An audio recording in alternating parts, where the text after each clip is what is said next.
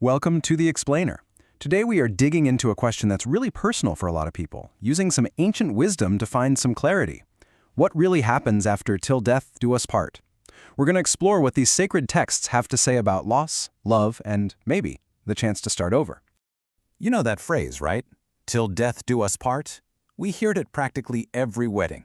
It's beautiful for sure, but it also makes you wonder, does that bond last forever or just for this life?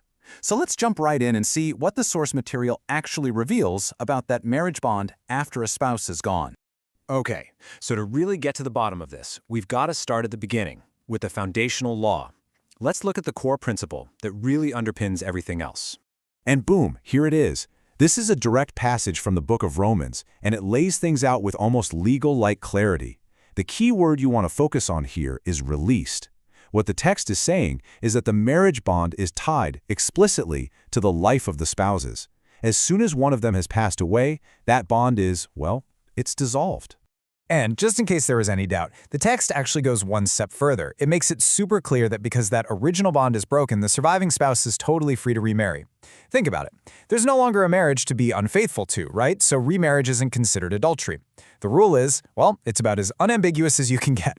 So this whole idea, this whole principle, it's actually built on a really powerful theological concept. It's the idea of two people becoming one flesh. This comes from way back in Genesis, and it describes this union that's created by God. The bond is seen as so incredibly profound that, according to the source material, it's really meant for this lifetime, and the only thing that breaks it is death. Okay, so as we go through this, you might start to notice something. The texts often seem to focus specifically on widows, and that's not just a coincidence. To really, truly understand the guidance here, we kind of have to do a little time travel and get the historical context that shaped all of this. So why the focus? Well, it really boils down to three very practical realities of that time. First off, men's work was often dangerous, their lifespans were shorter, so you just had more widows than widowers. It's that simple.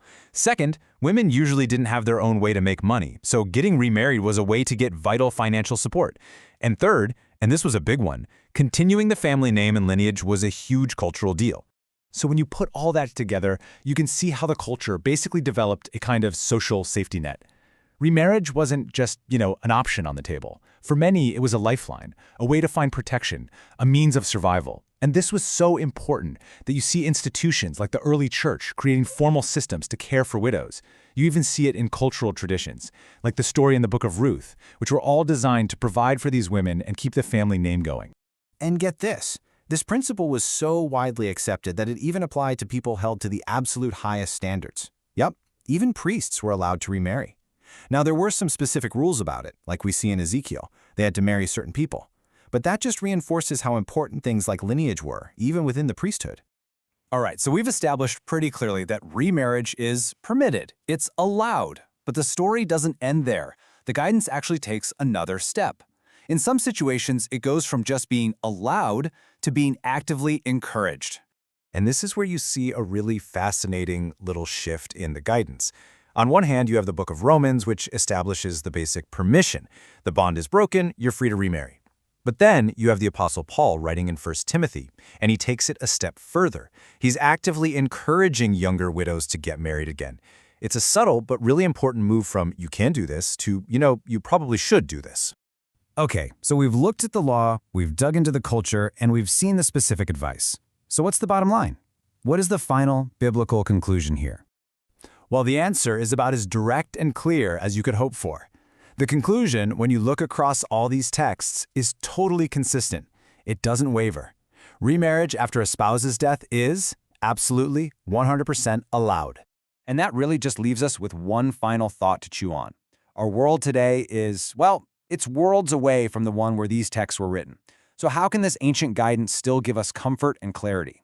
Maybe it's because it shows that these rules weren't just about strict dogma. They were about compassion. They were about taking care of people when they were at their most vulnerable.